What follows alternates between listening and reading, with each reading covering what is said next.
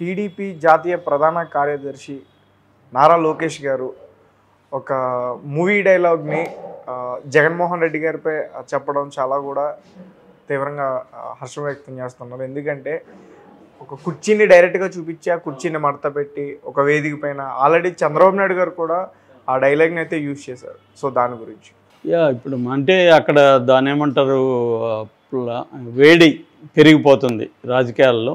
కాంగ్రెస్ షర్మిల ఒక పక్క వేడి పెంచింది.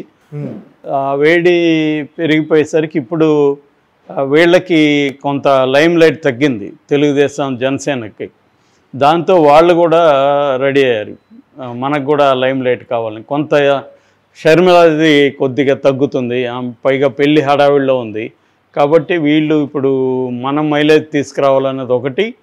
తెలుగుదేశం శ్రేణుల్లో ఒక ఉత్సాహాన్ని నింపాలి అనేది కూడా కనబడుతుంది. ఎందుకంటే జగన్ సిద్ధం సభలతో యూత్ని టార్గెట్ చేస్తున్నారు. ఎందుకంటే ఇప్పుడు కొత్తగా మనకి ఆంధ్రప్రదేశ్లో 70 లక్షల మంది ఫస్ట్ టైం ఓటర్స్ వస్తున్నారు. సో ఈ ఫస్ట్ టైం ఓటర్స్ని అట్రాక్ట్ చేయడం కోసం జగన్ ఏం వ్యూహం పంటున్నా అంటే కొద్దిగా ఈ యూత్కి తగినట్టుగా మాట్లాడడం, డైలాగ్స్ చెప్పడం. సినిమా చంద్రముఖి అన్నాడు చంద్రబాబుని, నేను అభిమన్యుడిని కాదు అర్జునుడిని అన్నాడు. ఇలాగా జగన్ వ్యవహార శైలికి భిన్నంగా యూత్ని అట్రాక్ట్ చేయడం కోసం కొన్ని చేస్తున్నాడు. అలాగా మొన్న సభలో అతను స్లీవ్స్ మడచాల్సిన టైం వచ్చింది మనకి అని చెప్పాడు. అది బాగా వైరల్ అయింది. అంటే జగన్ అలా మాట్లాడు మామూలుగా. సో ఈ యూత్ని టార్గెట్ చేస్తున్నట్టుగా కనబడుతుంది. దానికి చంద్రబాబు కూడా జగన్కి పోటీగా తను కుర్చీ మడతపెట్టి అనేది మాట్లాడాడు. నిజానికి అది మన ఛానల్లోనే వచ్చింది బిగినింగ్లో. అది నిజానికి అతను ఒక బూత్ పదానికి వాడాడు, అది కుర్చీ మడతపెట్టి అనేది డాష్ డాష్ అని. దాన్ని మన గుంటూరు కారంలో సాంగ్గానే పెట్టేశారు. దాని మీద విపరీతంగా విమర్శలు వచ్చాయి త్రివిక్రమ్ శ్రీనివాస్ మీద, ఇంత బూతుకు దిగజారాలనా అది ఇదని. కానీ అది ఇప్పుడు ఏంటంటే వైరల్ అయిపోయింది బాగా. జనాల్లో కూడా ప్రతి ఇళ్లల్లో కూడా దాన్ని పెట్టుకొని డ్యాన్సులు వేయడం అవన్నీ చేస్తున్నారు, రీల్స్ చేస్తున్నారు విపరీతంగా. అది తెలుగు వాళ్ళు ఎక్కడెక్కడ ఏ దేశంలో ఉన్నా కూడా దాన్ని చేస్తున్నారు. అన్ని రీల్స్ ఈ మధ్య ఏ సాంగ్కు రాలేదు. పుష్ప తర్వాత ఎక్కువ రీల్స్ ఈ సాంగ్కే వచ్చాయి. సో ఈ క్రమంలో ఇప్పుడు జనరల్గానే ఏమవుతుందంటే రాజకీయాల్లో ఏది ఇంట్రెస్టింగ్గా ఉంటే, ఏది వైరల్ అయితే దాన్ని వాళ్ళు కూడా పట్టుకుంటారు. ఒకసారి రాజకీయాల్లో వైరల్ అయిన దాన్ని సినిమాల్లోకి తీసుకొస్తారు. ఇవన్నీ పరస్పరం జరుగుతూ ఉంటాయి. అలాగే చంద్రబాబు దాన్ని పట్టుకున్నాడు. దాంతో మళ్ళీ లోకేష్ ఏమో కుర్చీ చూపించి అతనేమో దాన్ని వేరే రకంగా చేశాడు. ఇలాగా నీ కుర్చీని మేము మడతపెట్టి పక్కకి వేసేస్తాము, నీ కుర్చీ ఉండకుండా చేస్తాము అనేది లోకేష్ అభిప్రాయం. కానీ జనాల్లో కుర్చీ మడతపెట్టి అనేదే బాగా ముందుకెళ్ళింది. దాంతో ఇప్పుడు వైసీపీ వాళ్ళంతా కూడా విమర్శలు మొదలుపెట్టాడు. అసలు నీలాగా కుర్చీని లాక్కునే టైపు కాదు మేము, కుర్చీని మాకు ప్రజలు మాకు ఇస్తారు, అంతేగాని మీరు కుర్చీ లాక్కునే బ్యాచ్ కాబట్టి మీకు అలాగే కనపడుతుంది అని ఆల్రెడీ చెప్తున్నారు. ఇక కొడాలి నానేమో నువ్వు హైదరాబాద్లో నీ కుర్చీ ఎప్పుడో మడతపడిపోయిందిరా, ఇక్కడ కూడా మడతపడిపోతుందని మాట్లాడుతున్నారు. సో ఇలాగ పరస్పరం ఇంకా ఒకరు రెచ్చగొట్టుకోవడం అనేది అక్కడ కామన్ అయిపోయింది. ఎందుకంటే ఇప్పుడు ప్రతి ఒక్కరు కూడా మేమేము అధికారంలోకి వస్తే ఏం చేస్తాము, మీరు అధికారంలో ఉన్నప్పుడు ఏం చేశారు, ఇది ప్రధానంగా ఉండాలి. కానీ అది కాకుండా వ్యక్తిగతంగా వెళ్ళిపోవడం, దాడులు చేయడం, నీచంగా వాళ్ళ ఫ్యామిలీలని గురించి కూడా లాగడం, ఇవనేవి బాగా ఆంధ్రప్రదేశ్ రాజకీయాల్లో బాగా పెరిగింది.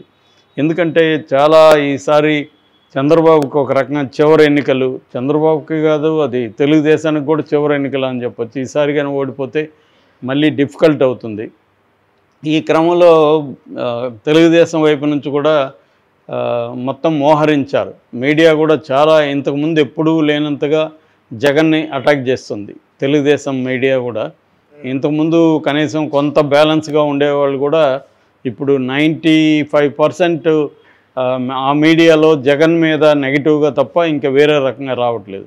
అట్లాగే జగన్ మీడియాలో కూడా 95% తెలుగుదేశం జనసేనలకు యాంటీగా వస్తుంది. సో ఇంత ఇదొక యుద్ధంలాగా ఉంది. యాక్చువల్గా ఎలక్షన్లు అనేది ఏంది, వీళ్ళందరూ చెప్పేది ఏంది, మేము ప్రజలకు సేవ చేయడం కోసం రాజకీయాల్లోకి వచ్చాం.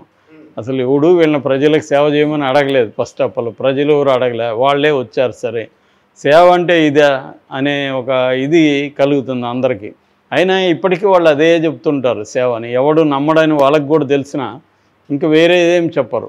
సో ప్రజల కోసం, దేశం కోసం, ధర్మం కోసం అన్నట్టుగానే మాట్లాడుతుంటారు. సో ఆ కాంటెక్స్లో ఇలాంటి వాటి ద్వారా వాళ్ళు బయటపడిపోతుంటారు. అంటే ఇప్పుడు లోకేష్ కానీ చంద్రబాబు కానీ చేయాల్సింది ఏంటి, జగన్ పాలన ఎంత ఘోరంగా ఉంది, ఏ వర్గాలకి అన్యాయం జరిగింది అనేది చెప్పాలి. అట్లాగే మేము వస్తే బెటర్గా ఏమేమి చేస్తామా, ఈ రెండు ప్రధానంగా చెప్పాలి. ఇవి చెప్పలేదని కాదు, కొంతవరకు చెప్తున్నారు. కానీ ప్రధానంగా బూతులు తిట్టడం, వాళ్ళని జగన్ని సైకో అనడము, ఈ జనరిక్ టర్మ్స్ అంటారు. అంటే రాష్ట్రాన్ని నాశనం చేసేసాడు, రాష్ట్రం ఘోరం అయిపోయింది, ఇలాగా మాట్లాడడం తప్ప స్పెసిఫిక్గా ఏ రంగాలకి జగన్ ఈ 5 ఏళ్లలో అంతకుముందు ఎంత బాగుంది, ఇప్పుడు ఎట్లా పోయింది, ఈ కంపారిజన్లో చెప్తే జనాలు కన్విన్స్ అవుతారు.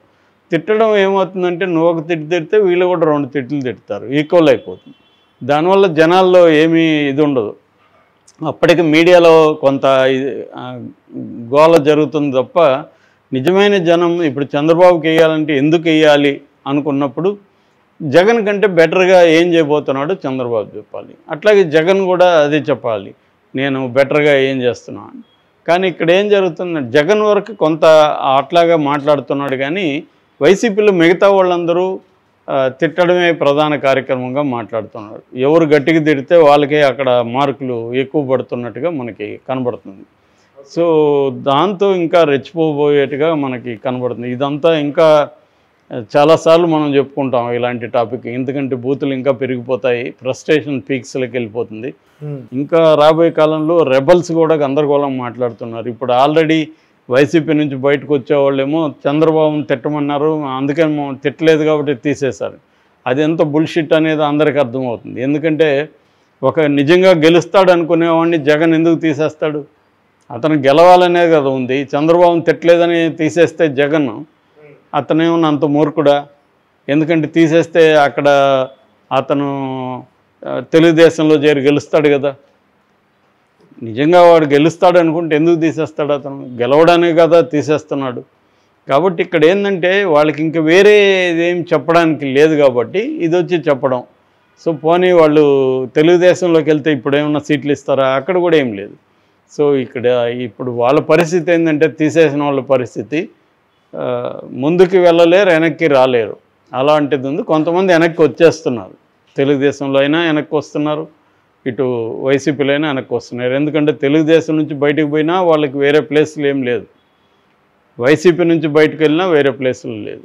సో కాబట్టి వాళ్ళు ఇంకా ఏమీ చేయలేక మళ్ళీ రిటర్న్ వచ్చేస్తాం గర్వాప్సిలాగా. ఇక్కడే ఉంటే కనీసం రేపు పొద్దున ఏమన్నా అధికారంలోకి వస్తే మేలు జరుగుతుందేమన్న ఊహతో ఉండిపోతున్నారు.